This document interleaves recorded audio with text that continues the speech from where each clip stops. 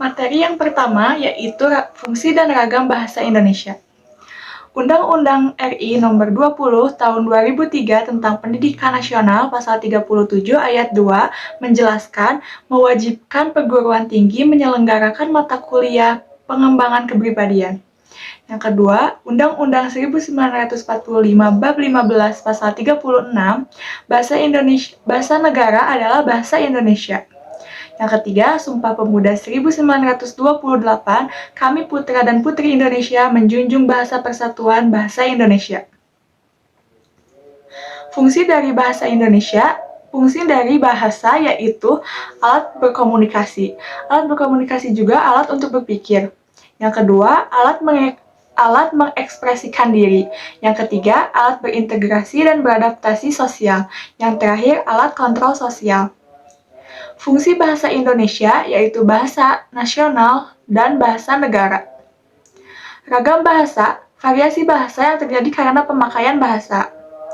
Ragam bahasa juga terbagi menjadi berdasarkan cara berkomunikasi, yaitu ragam lisan, ragam tulis, ragam formal. Yang kedua, berdasarkan situasi pemakaian, yaitu ragam formal, ragam semi-formal, ragam non-formal. Keunggulan dan kelemahan berkomunikasi lisan dan tulis, yaitu cara berkomunikasi secara lisan, contoh kegiatan, berbicara, berpidato, berdiskusi, berdebat. Secara tulis, contoh berkegiatan, menulis surat, menulis laporan, menulis artikel, dan menulis makalah. Materi yang kedua yaitu membahas tentang membaca dan menyimak. Membaca adalah proses yang dilakukan serta digunakan untuk memperoleh pesan yang hendak disampaikan oleh penulis. Tujuan membaca yaitu memperoleh informasi, memahami makna dari bacaan. Teknik membaca yaitu SQ3R, scanning, skimming. Scanning adalah memindai yang digunakan untuk mendapatkan suatu informasi dengan cara yang akurat dan cepat. Contohnya mencari nomor telepon, mencari kata pada kamus, jadwal mata pelajaran, dan lain-lain. Skimming yaitu menyerap informasi penting dan memahami topik bacaan bagian penting, fakta, dan opini, memperoleh kesan umum dari suatu buku, artikel, dan tulisan singkat. Menemukan hal tertentu dari suatu bahan bacaan. Yang keempat, menemukan bahan yang diperlukan dalam perpustakaan. SQ3R yaitu survei bacaan, question, ajukan pertanyaan, read, membaca, recall, jeda, review, membaca ulang.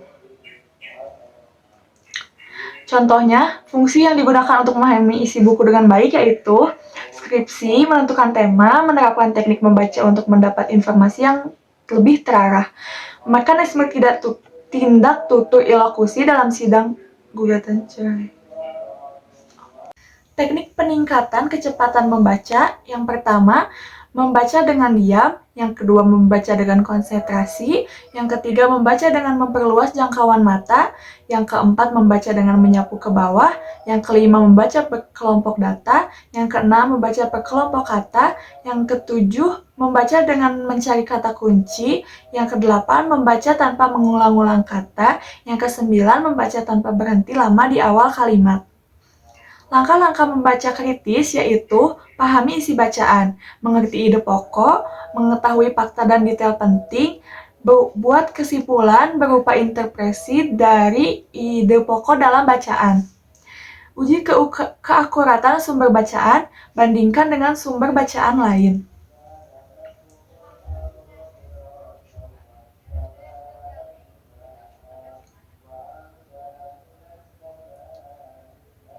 Menyimak adalah memperhatikan dengan saksama apa yang diucapkan oleh penutur untuk mendapatkan suatu informasi. Tingkatan menyimak yaitu mendengar, memberi reaksi, mengevaluasi, menginterpretasi. Tantangan dalam menyimak yaitu perhatian yang terbagi. Ada gangguan, tidak mengindahkan pesan, penilaian yang terburu-buru, kurang pendengaran. Cara menjadi pendengar yang aktif yaitu memiliki tujuan yang jelas dan menyimak atau motivasi.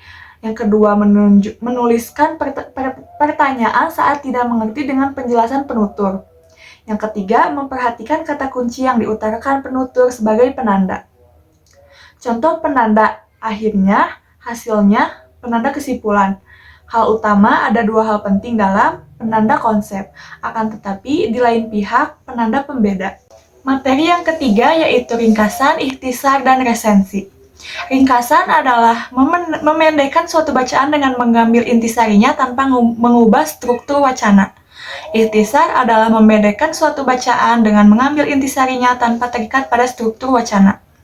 Resensi adalah karangan yang berisi penilaian terhadap suatu karya tulis.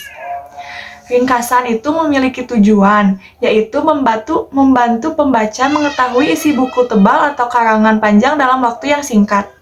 Langkah membuat ringkasan yaitu yang pertama, membaca naskah asli. Yang kedua, mencatat gagasan utama. Yang ketiga, menyusun kembali gagasan utama dengan struktur yang benar dan mempertahankan bahasa atau sudut pandang pengarang. Ikhtisar mempunyai tujuan, yaitu membantu pembaca mengetahui isi buku tebal atau karangan panjang dalam waktu yang singkat. Langkah membuat ikhtisar yaitu membaca naskah asli, mencatat gagasan utama, menyusun kembali gagasan utama tanpa terikat pada struktur wacana, namun gagasan asli pengarang harus dipertahankan. Bentuk ikhtisar yaitu bagan, kerangka, dan kalimat.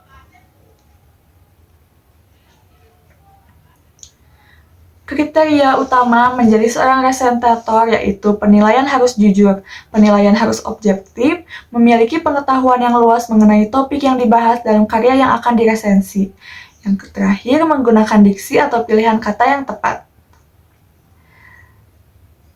Tujuan dari resensi yaitu memotivasi pembaca untuk membaca buku yang asli, memberi informasi kelayakan suatu buku, memberi kritik, koreksi, dan memaparkan kelebihan dan kekurangan buku.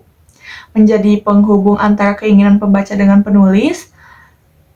Unsur-unsur yang perlu diresensi yaitu jenis buku, identitas buku, penulis, penerbit, tahun terbit, tebal halaman, harga. Tujuan pengarang buku, tujuan dan kata pengantar, keunggulan dan kelemahan buku. Langkah-langkahnya yaitu membaca dengan cermat, bandingkan dengan buku-buku lain yang memiliki topik sama, buat ikhtisar atau ringkasan terlebih dahulu. Materi yang keempat yaitu menjelaskan tentang diksi. Diksi adalah hasil dari proses memilih kata tertentu untuk dipakai dalam kalimat, alinea, dan wacana. Pemilihan kata dapat dilakukan bila tersedia jumlah kata yang artinya hampir sama atau bermiripan.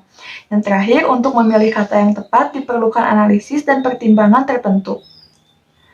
Syarat ketepatan pemilihan kata yaitu yang pertama ada konotasi dengan denotasi, sinonim, kata-kata yang mirip, kata-kata abstrak, kata penghubung yang berpasangan, dan kata umum dan kata khusus.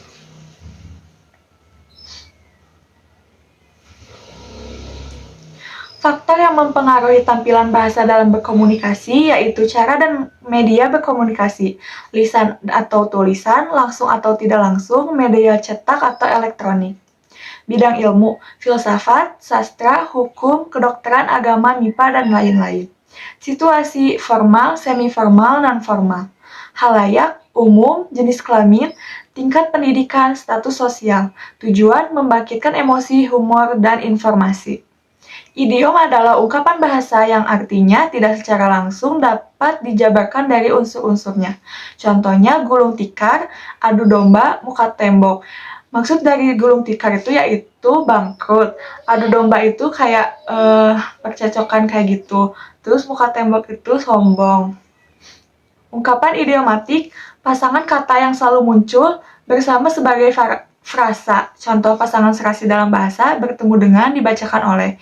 Bukan idiom, melainkan ungkapan yang berperilaku seperti idiom, ungkapan idiomatik. Materi yang kelima menjelaskan tentang paragraf. Paragraf adalah satuan dasar tulisan yang lebih panjang dari kalimat, tetapi lebih pendek dari tulisan secara keseluruhan. Paragraf adalah sekelompok kalimat yang mengembangkan satu gagasan. Paragraf mencakupi satu kalimat topik yang memuat gagasan dan diikuti oleh kalimat tambahan yang memperluas, memperjelas, menganalisis, atau menerangkan kalimat topik. Ciri-ciri dari paragraf yaitu satu gagasan utama terbang dalam kalimat topik. Tertuang dalam kalimat topik. Beberapa informasi tertuang dalam kalimat penjelas atau kalimat penghubung. Bentuk awal Bentuk visual paragraf ditandai oleh peregangan basis antar kelompok kalimat atau penjorokan ke dalam baris pertama kelompok kalimat tersebut.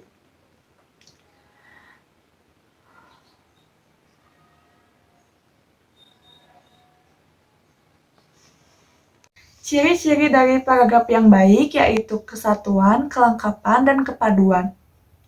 Kesatuan yaitu gagasan sederhana, fokus pada gagasan utama, gagasan sederhana, gagasan sederhana, gagasan sederhana. Kepaduan yaitu kata kunci, kata ganti, kata transisi, atau konjungsi.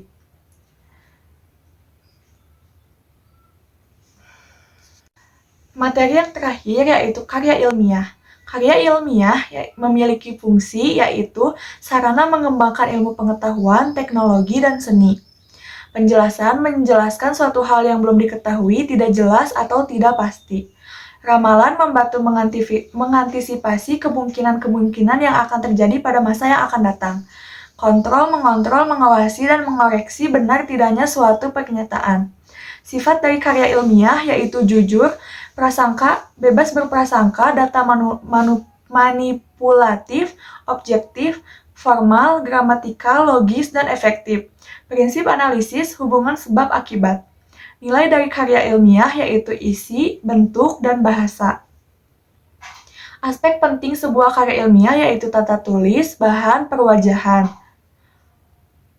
Hurufnya harus Times New Roman 12, istilah asing paparan data di dalam teks atau paparan data bahasa asing, italik, judul bab, judul yang sepadan dengan bab, dan judul subbab yaitu harus bold. Nomor halaman abstrak, kata pengantar, daftar isi, dan daftar lampiran, angka Romawi yang kecil. Nomor halaman awal bab dan halaman-halaman berjudul, kata pengantar, daftar isi, dan lain-lainnya ditulis di bagian bawah tengah, center, nomor halaman selanjutnya di bagian pojok kanan atas. Judul bagian dalam dan halaman pengesahan tidak diberi nomor halaman. Penomoran bab angka Romawi yang besar. Tanda titik digunakan di antara angka pada judul subbab. Huruf kapital, judul bab atau judul yang sepadan dengan bab. Huruf awal judul subbab kecuali kata sambung. Perwajahan, penataan dalam penyusunan karya ilmiah. Jadi, kesimpulan dari materi semester ini atau pembahasan 6 pertemuan ini, yaitu kita dapat mengetahui cara, ragam, dan bahasa yang baik, mengerti tata cara paragraf yang baik, terus cara menyusun karya ilmiah yang baik, mengerti semua penjelasan tentang diksi, dan mengerti perbedaan dari ringkasan, ikhtisar, dan resensi. Sekian, wassalamualaikum warahmatullahi wabarakatuh.